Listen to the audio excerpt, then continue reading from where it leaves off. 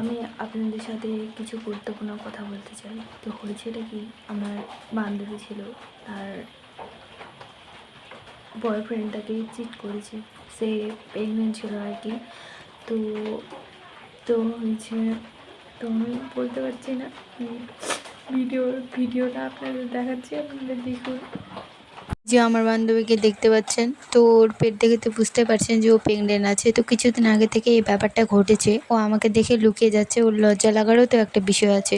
তো এই যে ওর বয়ফ্রেন্ডটা দেখতে পাচ্ছেন একটা আলাদা মেয়ের সাথে এখানে গল্প করছে।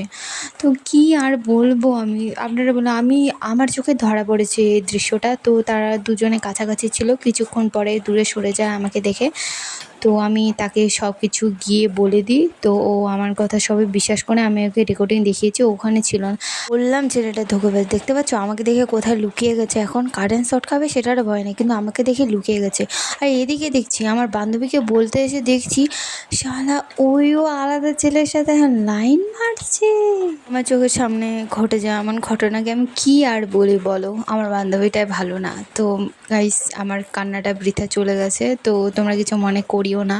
তো ভগবানের কাছে এরা এরকম পাপ কাজ করতেছে, তো এদের তো নিশ্চয়ই শাস্তি হবে। তো গাইস, আমার কান্নাটা বেকার চলে গেল, কি বলবো। আরে আমি তো মেতে বসলায় কান্না করছিলাম এর জন্য, আমার বান্ধবীটার জন্য। দেখি ইও নাকি অন্য ছেলের সাথে, হাই ভগবান, বেশ হয়েছে, ঠিক হয়েছে, এর সাথে এমনই হওয়া উচিত। मतलब वो अलग ही लेवल का बंदा था। नहीं